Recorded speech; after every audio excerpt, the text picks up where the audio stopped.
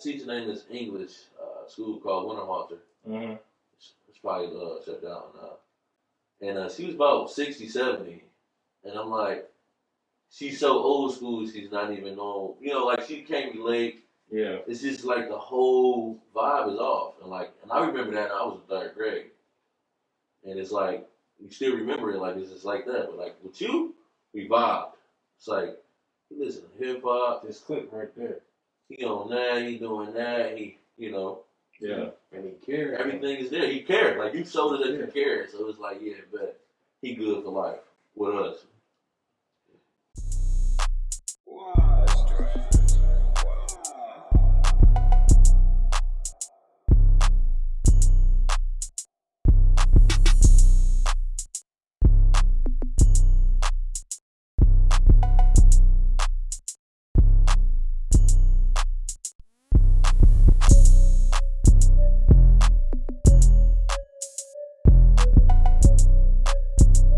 My name is Calvin Nellum, and I got my brothers from another mother, from the D. I got my brother Q and Brooks. What's going on?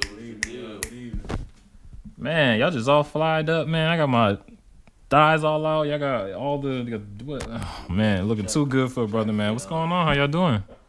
Man, this is just loungewear, man. Gotta be comfortable. So. Okay. Life is good, though, man. Life is good. What's going on, Q? Life is great, man. Life is great. I think it's really important, especially whenever we are, coming together as a family, always to just appreciate each other. Hope everybody out there is staying safe, social distancing. I'm just so happy to be here with my former students, right? Yeah. Came down, Q, where you coming from down? Chicago. Live in Chicago. I grew up, born and raised in Detroit. Moved to Chicago, found a better place for me. I did that. Cool. And then Brooks, what's up, man? I'm still in the city. I'm doing work here and there. I've been making business trips over to Illinois and North Carolina for modeling, and other than that, just been out the way. Absolutely, man. And I'm so happy to have you all here today. Today, for a lot of us, this is our break for some teachers. This is another Friday. But today we're going to talk about my first experience as a teacher, and then really just talk about the connection that it's important to have when you're building relationships with students, especially when you're working with students, that are different from you, specifically like really different from you.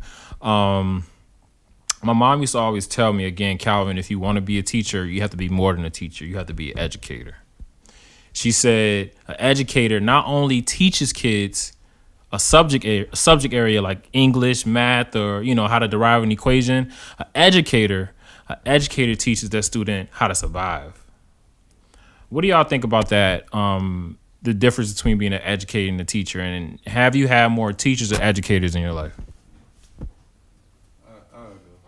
I'll say I had more teachers than educators, but the educators that I stumbled upon, they came later on during my last few years of school, and I was fortunate enough to have that because I was able to acquire a lot of information. Like for you, for example, like you were able to teach me other things than just physics. It's just about livelihood. You taught me about like more of my history. Like I wasn't so familiar with the Black Panthers. I considered Hillary Clinton, etc. And the more and more like you went in depth with just more of the Black figures, the ones that we wasn't so familiar with, the more we just were able to deprogram ourselves and not just, flow real smooth in class, but just overall outside of, the classroom.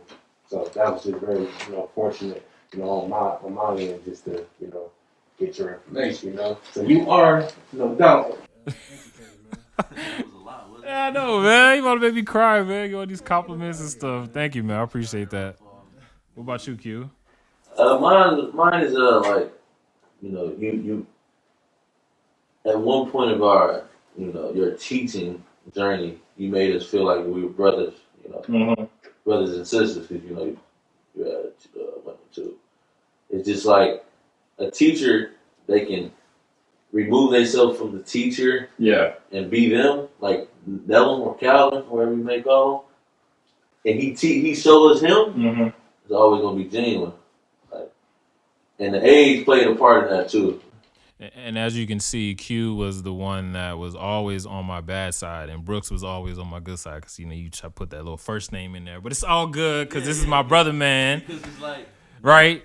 He said like Nellum is the teacher, Calvin is you. Yeah. Calvin is me, and it's important for educators to not only show them the teacher side, but show them their inner self, and that could be the Calvin to them. Right. Yeah, man, absolutely. So let's bring it all the way back, okay? So where we met, where we started, okay? So I was first year educator, jumped straight out of college, right into it. I told myself that I wanted to go to the city where that needed me the most, no matter where it was at. It could have been in Afghanistan, it could have been in Australia, whatever. Put me there. I'm going to teach some kids how to do math and science. I got an opportunity, become a teacher, fellow with the Kellogg Foundation. They said, if you go to this city, teach there for 5 years, we'll pay for your schooling. And you not only have to be a teacher, right? You have to be an educator, right? And so I have to really make this really significant. We go to teacher tip of the week, right? When we're talking about educating, right? It is not a 2-year job. It is not a 3-year job. It is a 15, 12-year investment. When you're talking about teaching kids, right, getting kids to learn, right, you have to build that relationship. That means you have to care about them enough to spend your time to teach them some stuff that is probably hard for them to do, right? And they probably not going to get it the first time, not the second time, not the third time. And your relationship with them is probably going to be the only bridge to get them to get those equations.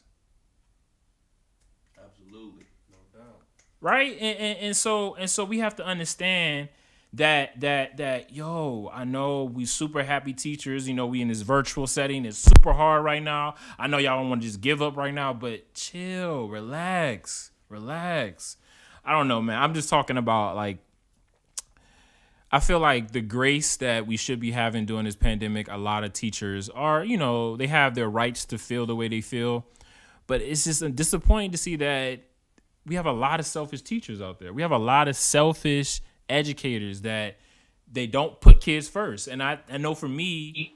Go ahead. Would you call them selfish educators though? How are they educators if they're selfish? And they don't put the kids first. That's a great point. So they're probably not educators. They're probably just, a person with a job, right? And collect the check.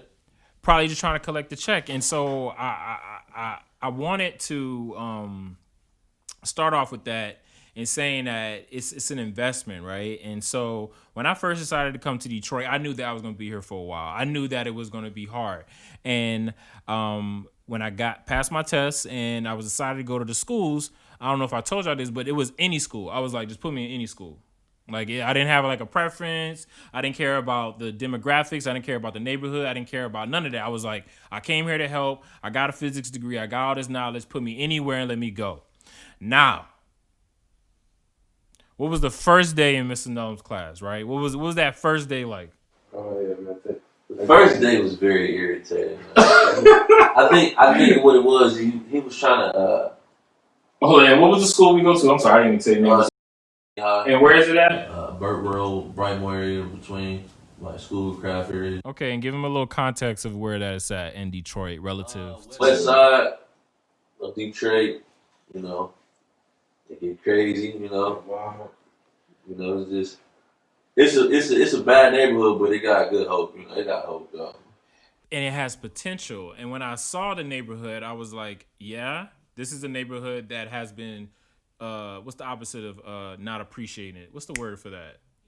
Yeah, depreciated, right? It was just there and people left. And they were like, I don't care no more. There's no people here, but there are people there. There are humans. There are families there. There are people trying to survive. And when I first saw that, I'm like, yo, there's beautiful black people here. Let's get it. First day, Mr. Nellum's class. Go ahead. Yeah, like I said, the first day, irritating, man. I'm like, who is this dude? He got the same type of hairstyle as us. You can tell that he's young, swagger way different than us. It was just like, who is this dude? What are you about? We were just basically taking you out. Mm-hmm. What you really were about. And then, now we here. Grown up. Mr. Numb's podcast. Right. Must be important, right? It's a blessing, Made a man. difference. What was it? I guess like what was the dynamic before I got there, and then when I got there? I'm not even trying to toot my own horn. We're trying to get to a point of the importance of educators and the mindset of investment, right? And I'm going to contradict myself, but it all's gonna come together. But go ahead, Brooks.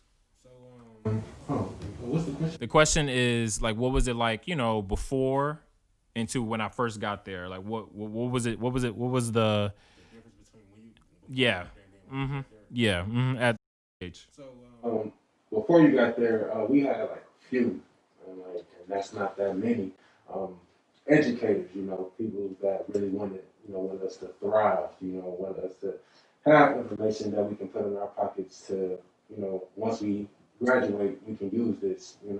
So we had about like three, and that school was small as hell, and a lot of people didn't really, care about educating us.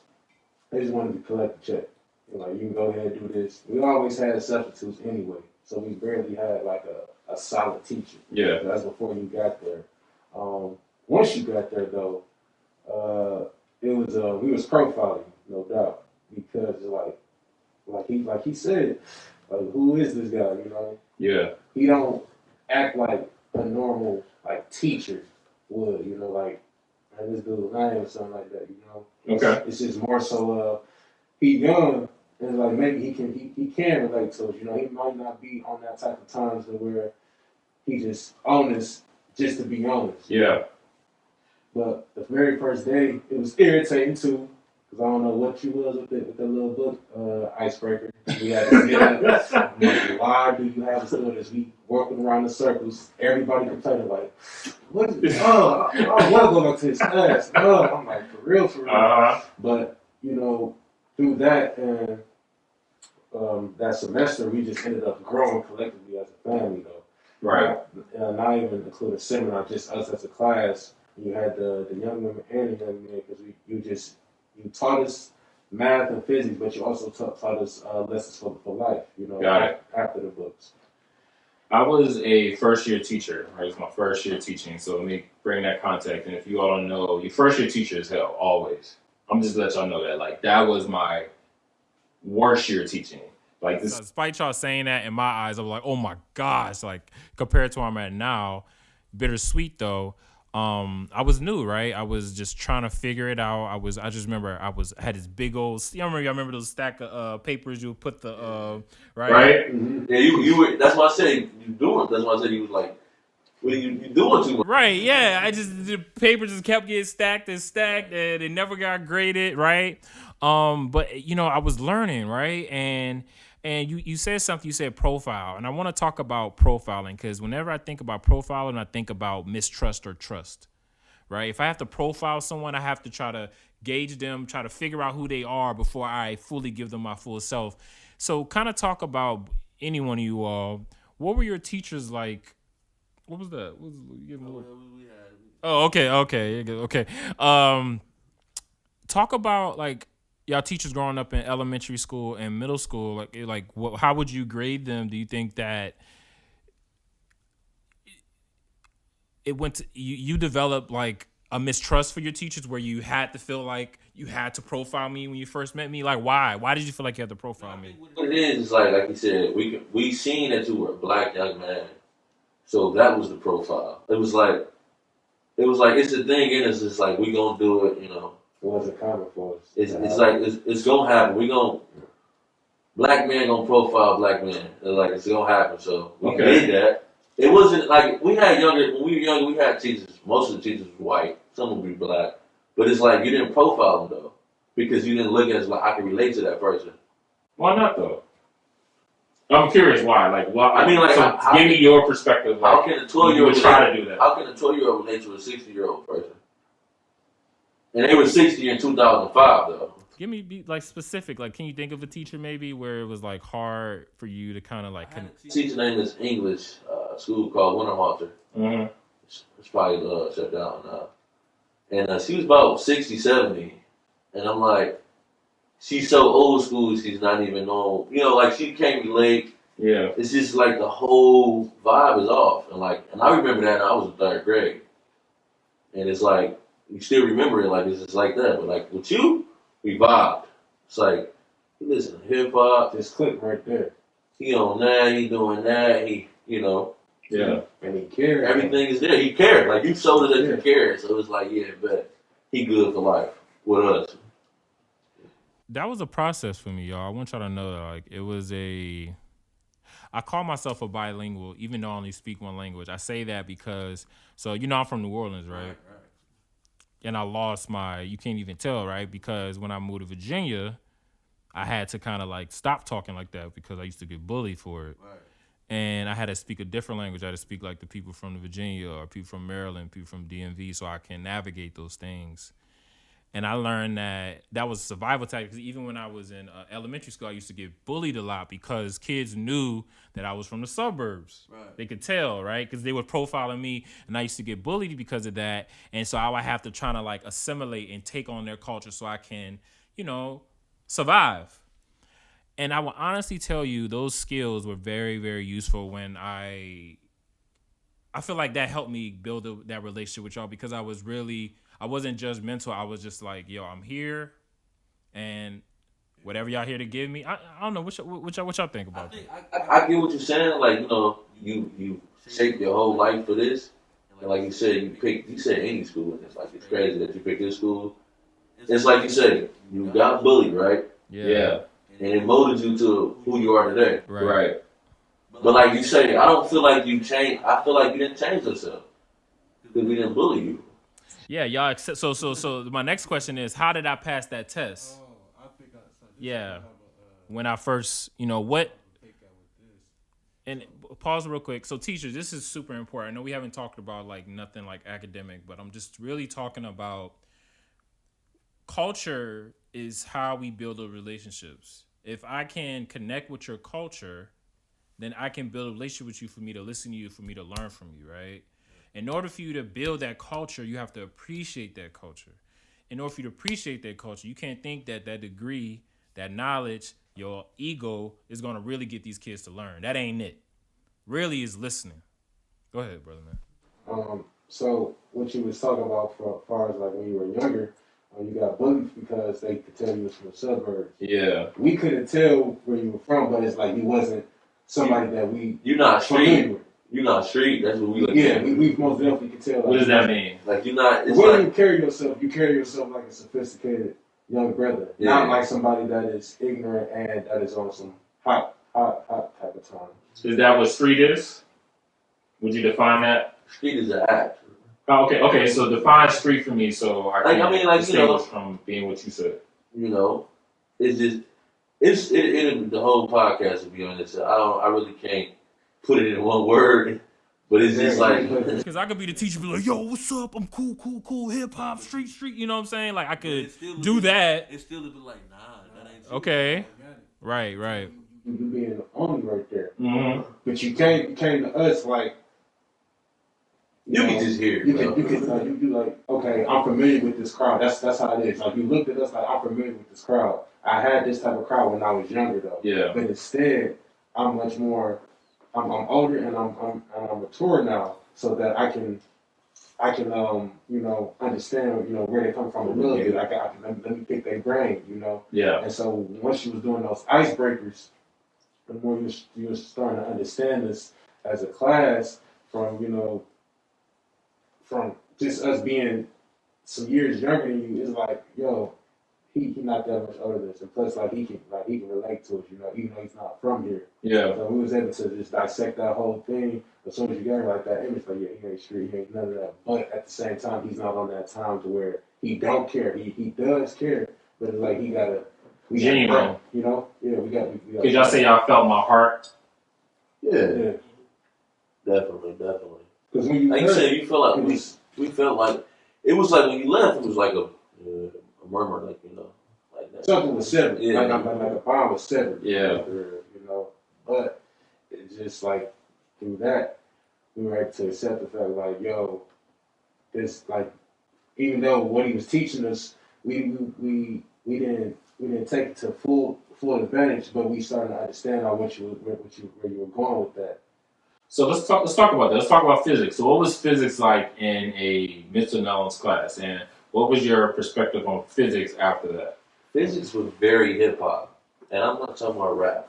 So break it down for him. What was Mr. Nellum's I'm like class saying like? hip hop is like relatable, like pop. Like it's like you can understand it. It's like quick there. Mm-hmm. Like he seen that we like basketball. He seen like we like sports. He seen that we like all this type of stuff. So he gathered that information as a legit educator. Listen, teachers, this is prime time teaching right here. He gathered all the information from the sports to all that. Him being a knowledge physics teacher, understood that physics is in everything. Yeah, absolutely. And we love basketball. We don't want to see it written or in the books like the old ways, like you know. But he taught us like physics in basketball, like the way they run, the way they throw the ball, the way they shoot the ball. Everything is physics, and that helped. It's like, okay, we can relate. And this was algebra-based physics. This was a seniors class. So I was teaching them like algebra-based physics. We were doing forces, the triangles, the right triangles with the tension, trying to calculate the net force on that. We were breaking it down. What about seminar, man? Like seminar was like when I get a lot of my stuff from you mentioned the Black Panthers. That undying love you talk about, that genuine, I get that from them reading Huey P. Newton. Huey P. Newton got a PhD, right? But he didn't go to college because he went to community college, and he read so many books. He was like, man, I don't need to get a job. I can just do this stuff and make a Black Panther party. You understand what I mean? He didn't really need to do that, right? But most of his campaign, he was in jail. He was in jail for a while, but he would talk about the importance of having an undying love for your people, and really, really just like taking that and really, really like being empathetic, right? I think most teachers come in when we talk about in the inner cities, they come in with sympathy, right? They saw them feeling sorry versus being empathetic, where it's like I have to kind of like sacrifice something that I've been privileged to have, give it to someone else, right? Because we play basketball, like I spent time, like remember we used to have rap sessions just to like what was the dude with the glasses? He was light skinned. He was what was his name? Gosh. So let's talk about seminar. So yeah, who were the characters in seminar? So it was all boys seminar. Who was the character? 30 minutes, right? Who's there? We got M. Shout out to Fat League. Stephen Owens. We got Shout them out. We got Mario. We got it's just it was a lot of people, man. We ain't mention your name. Shout out to you. And do y'all remember the raps, like the J. Cole? Y'all remember that? Yeah. Talk about that. Talk about like what we used to do, how we used to deconstruct lyrics. If y'all remember it, if not, I could probably tell you. So every time, right, when we got in class, tell us to have a seat. Then you'll have music playing. Normally it'll be J. Cole. Yeah. So you had a specific song, one of my favorites to be exact, January 28th. Oh. So you would take off one of his chorus. You would take one of his verses off, and then you would just implement that in one of our lessons for the day. Yep. And you carry that on. So I think it's like you said, don't let them take your soul.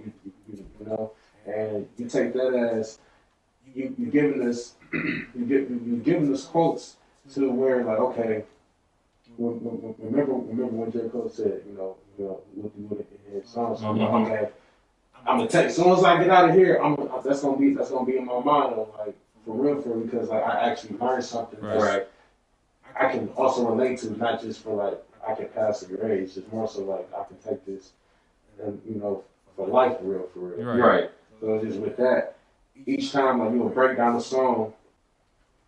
Every day, it's just like, okay, we gonna learn something new. Yeah.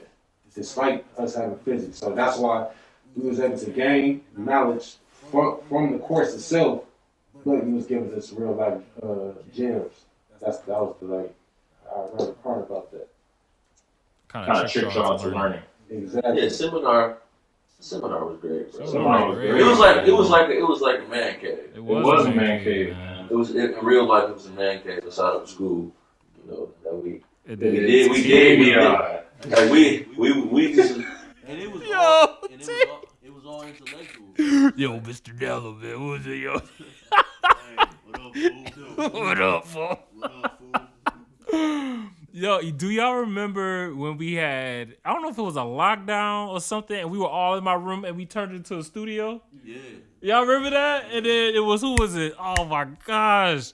Y'all did like a cipher. It was like 7 people on the track. We really made a studio inside the school. Yeah, literally made a studio inside the school. Like, yeah, let's do that. Cause he a kid too at the end of the day. But right. So like what I did, right? Because this is why I left the school, right? So I had like the little white papers, and then I put the paper over it, right, so people will know. But that's a fire hazard, so that's probably why she did that. So she probably was doing her job. But anyways, she was hating, and she literally came by like 3 times and like took it off. I'm like, yo, you see, we like, you know, we building, and it's not about rap. It's not about music. It's about building. It's about co-generating together. Like I would have to do that just so I can figure out like how they were doing. You know what I'm saying? Yeah. You know what I'm saying? What you did is you broke the cycle, bro. Like a lot of us don't. We don't have big brothers or a father figure or a young man that's like teaching. Like, damn, bro, this could be us. You know? That's why it's just like you breaking the cycle. So answer that question. So like, what does a teacher? And I'm not tooting myself on. This is really an example of if you're effective and you put yourself in a situation where people need you, they're going and you're genuine about it. You're not just trying to be power hungry. You're not trying to just make a grip and trying to take advantage of people. People will not say people will serve for you, but people will die for you. People will, support you. People will always try to help you because they want you to help them. You know what I'm saying? Yeah. And so talk about like what's the power of an effective teacher in a situation that needs them? What do they do? How do they change the dynamic of a school? We always surround ourselves with negative energy, and you was a positive energy. Describe that. What was how would I be positive? Everybody. I mean, like you showing it as you care. You're not the same as us, but you are. Yeah. Like you've been there. Yeah. Like you've been there. I can empathize. You're trying to understand us. You're not just like, man, forget these. Y'all animals. Y'all crazy. You know, like, I'm not about to. You really care, like I said. When you say, when you showed us that you really care, bro, it's like we'll go to war for them. Right, and that's more than just an assignment, right? That's more than just work. Like showing that you care. Like how do you show as a teacher? So give some advice to teachers. How do teachers show that they care to students? Just not using my example. You don't have to be their friend. Yeah. Like even if your teachers got kids, you gotta always relate. It's like always relating, man. You gotta relating to the person you're trying to teach and letting them teach you too is key. I'll say it's the adult's responsibility to build that relationship with that kid, but the kid also wants to, be part of that relationship as well. Right. What I mean by that is you can tell that this person is labeled as a troublemaker, but you don't know his or her background. May not have a father at the crib, may not have a mother, may be the youngest out of siblings, or maybe the oldest out of his or her siblings, and got to take care of the family. Yeah. Got that responsibility of an adult on her shoulders, his or her shoulders. That's not right. And then you still got to go to school and make sure you can pass, because now you want to go to college to get this degree and get a better job, so you won't be struggling like this. Right. So with all this stress, that also weighs on mental illness in the Black community. That impacts us. We're like, okay, I got all this, and I don't know how to deal with it. I don't know how to, not necessarily cope, but I don't know how to distinguish this type of negativity. You know how to cope with it. So I express it. So my thing is with that you got somebody that is a troublemaker, but you don't have an adult that's trying to guide that individual into a better route. Yeah, it can be. That person can be hard-headed, but like you said, it's tedious. Like when we do work, it's tedious. When we don't understand something, Consistency. It's all about we gotta do repetition. Exactly. Right. Yeah, man. Effective teacher is consistent. It's you're there every day. you're prepping. You are showing that you care about your lessons every day, and we talked about like you're giving them the keys and letting them drive sometimes. So y'all remember like when we have the points, right? And if y'all like show me that you can have autonomy, if you can show me that you care about the physics, you get the points. What happens? You get rewarded. What would what we did? Y'all remember? The rewards though. I don't remember. It was a pizza. Y'all remember it was a pizza party? Yeah. And then y'all remember like so I got y'all the pizza, right? And then y'all was in the corner. And then it was Naja. Who else? Who it was her crew. Right. And then y'all was like, Mr. Nellum, give me your phone. And then y'all just started playing. Oh yeah, it was just like a. It was just I just let Party, y'all yeah. I just let y'all, I let y'all like kind of like let y'all know like rewarded for what you did. right. And then and it kind of gave y'all I felt, let y'all like trust with me, Yeah. you know? Yeah. So let's talk about what you were saying as far as people dealing with stuff, right? Right. So Detroit, let's talk about the facts. So Detroit, so it's a city that's been affected by white flight, meaning that the economics came from this huge base that no longer lives in that area. So their tax dollars, their spending power, all that goes away. And because the economy was so focused on just a singular economy like industry, the warehouse, and that stuff pulled down, it brought the city down. It brought the economy down. And what happens when that happens? It brings the people down that lives in that city. So growing up in Detroit, what is the plight of why are people in Detroit misunderstood, and what don't people understand about Detroiters? They don't. We misunderstood because like every place gonna be misunderstood if you don't live there. I'm gonna say media for starters. Absolutely. Yeah, like they Absolutely. they think it's just a jungle. Yeah, Yeah. like it's all like killing, it's robbing, It's good people here violence. too, man. No, it's actually genuine good people That will care about their and I'm neighborhoods. not even referring to like entertainers and celebrities. I'm talking about just genuine people that Right. you don't know Every day. that which if you meet, you come across them. Young and old. Exactly. So it's just the media can give it They can paint a nasty picture, a man. nasty picture, and that's what I don't like about I don't like about that. Nonetheless, though, there are some things that a lot of Detroit natives struggle with when living in the city. That once they move, it is a good move for them though, because it can be draining. It can be draining because you want to see something new. It's more life. It's more to life than just Detroit, Michigan. So and that's why for those that do move and don't come back, but occasionally visit, like that does a lot of good for them. And it's like, I don't really understand when it deals with the media that give us a negative point of view. That says like, okay, they got the highest murder rate, or they got these charges where this person is gang affiliated, and that's not that, Right. But like the highest murder rate, that is a fabricated stat because we don't have that many people here. That's why it's that. You think so? Yeah. It's Chicago is never number one because it got 2-3 million people. Yeah. And most of the people is Latina and Caucasian. I can honestly tell you, growing up in Virginia, that stat is what causes those stereotypes. It's the murder capital. But it's only 600,000 people. But it's always the black cities too, because New Orleans is the murder capital. You know what I'm saying? Right. And I grew up in New Orleans, and I love New Orleans, Right. and that's what kind of attracted me to Detroit. It's so many black people here, so much culture here, it's so much royalty Detroit is here. very black. You know what I'm saying? It's a lot of love here. It's a lot of hardworking ass people here. It's a lot of smart ass people here too. Great minds that like Detroit. Like you talking about innovation? The first iPhone started in Detroit. It was the car. Right. You know what I'm saying? Motor City, right? And that power is what really attracted me to the city. Like the music scene, Motown, Jay Dilla.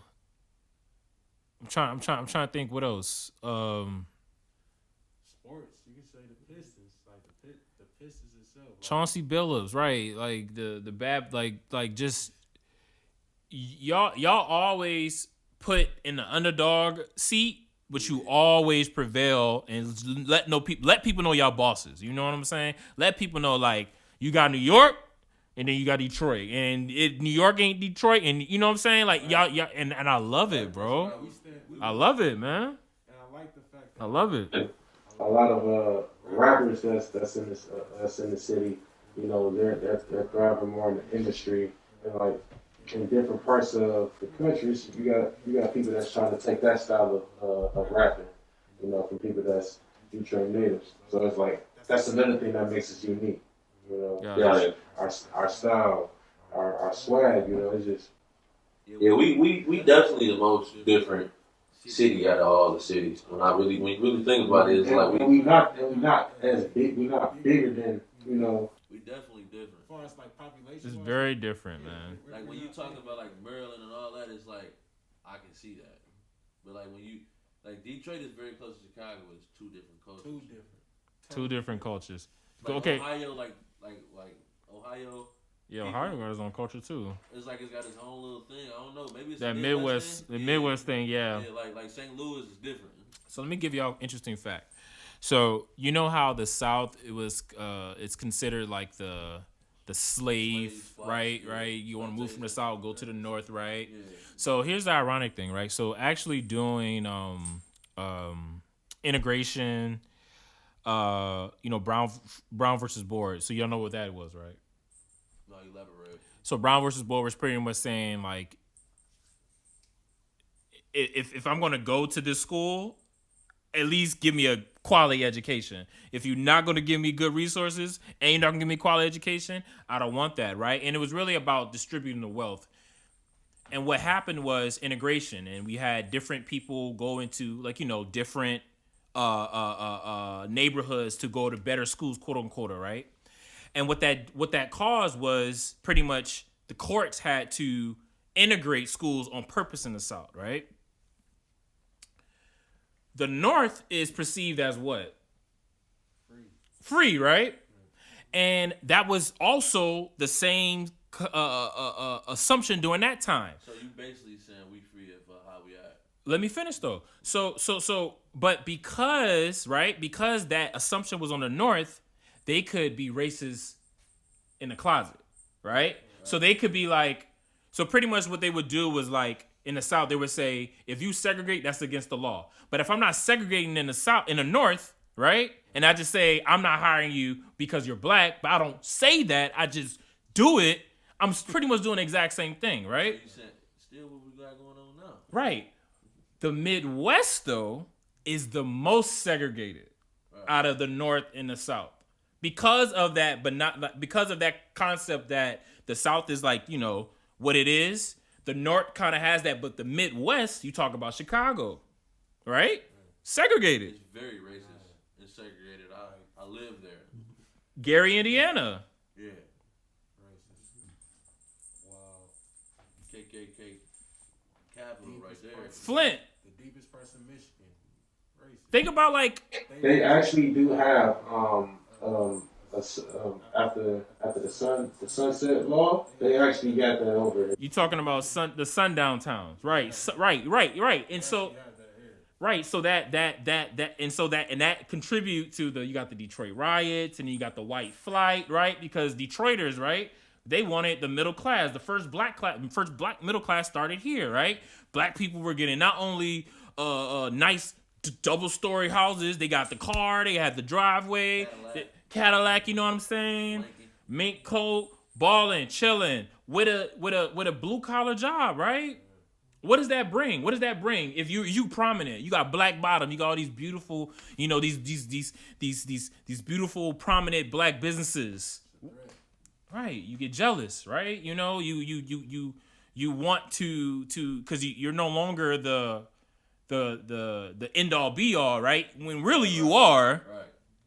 It's just not as much as you wanted to. University of Michigan was sued for having 15% black kids in their university. Parents were saying that black kids were taking the place of their children, and guess what? They won that suit because their percentage of black people in Ann Arbor, Michigan, admission, we got up to 15%. It has never been, I think, above 10% since then, like 10 years.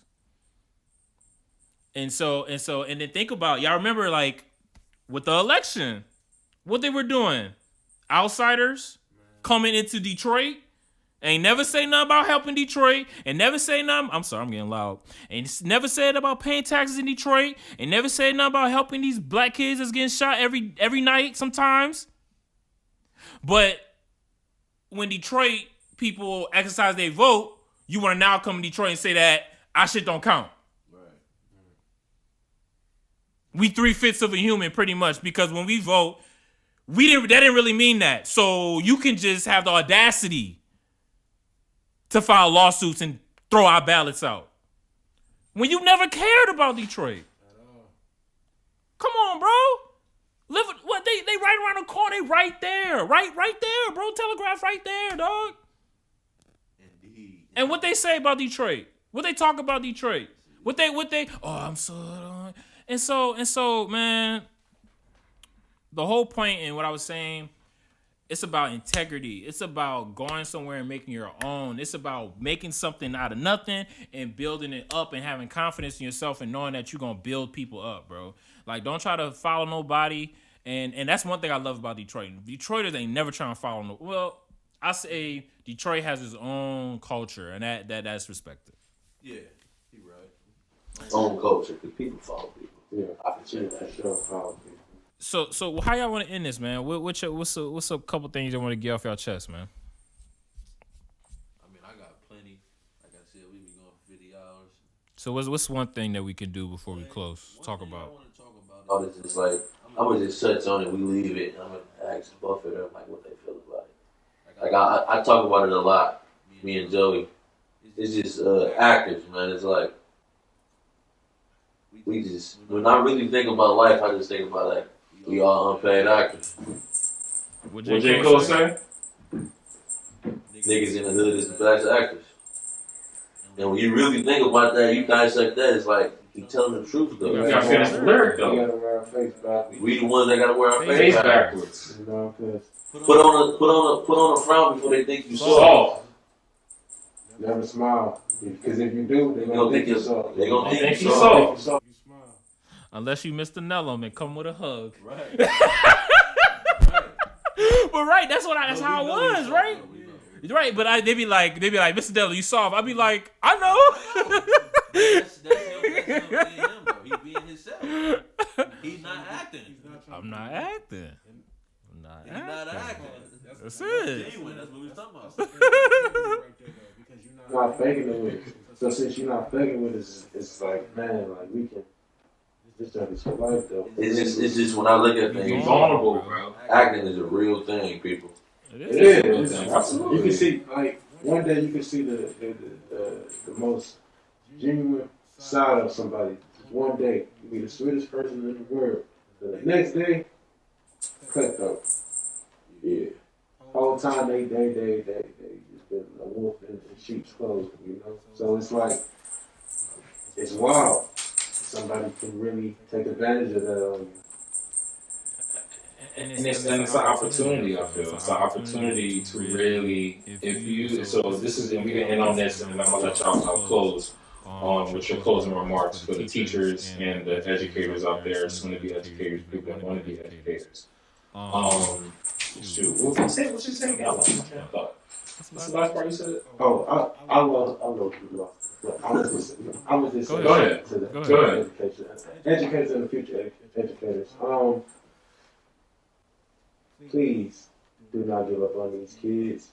Like they really need that extra role model. They need that person in their life. Right. That's not just a parent at home, but somebody that's what information is gonna feed them and where that's gonna take them in life. So please, like don't take it for granted. Teach these kids. Teach them. Yeah, I got one on it too. It's like if you're already a teacher, you know, become an educator. If you're already a teacher, become an educator. Get what I'm putting down right there. And if you want to be a teacher, you know, change it to I want to be an educator. You know, your auntie was like, what do you want to be? I want to be a teacher. No, you tell her I want to be an educator. I want y'all to think about that. Is, you know, don't say I want to be a teacher because that's not who you want to be. That's not you. That's Miss Johnson. That's Mr. Johnson. Be Tiffany or Anthony. You know, be yourself. And you don't get through the kids all the time, especially in a city like Detroit. Money gonna come. And we didn't say inner city or minorities at all in this entire conversation. So I want y'all to know that. Like, this ain't about you feeling sorry for Detroit. Nobody want that. Okay? Right. Nobody want that. Cool. I appreciate it. That was beautiful, y'all. And I'll end on this. In the face of white supremacy and the era of racism, the era of white rage, and the era of white fragility, and the era of toxic masculinity, our kids need leaders. And the best way and the only place, I feel, the most effective place to lead our kids in the classroom. And if you want to be the next whoever and to lead the people to the glory land, bring your butt in the classroom. Because if you can't lead 150 kids to pass or just do something positive with them lives, you might want to. Okay. All right, y'all. That's the Teachsimple podcast. Focus on providing simple solutions in the classroom. I'm Calvin Nellum, your favorite teacher, your STEM teacher. I got my brothers. What's your name, brother man? Q. Joey. And we here today. Thank you all so much. Peace.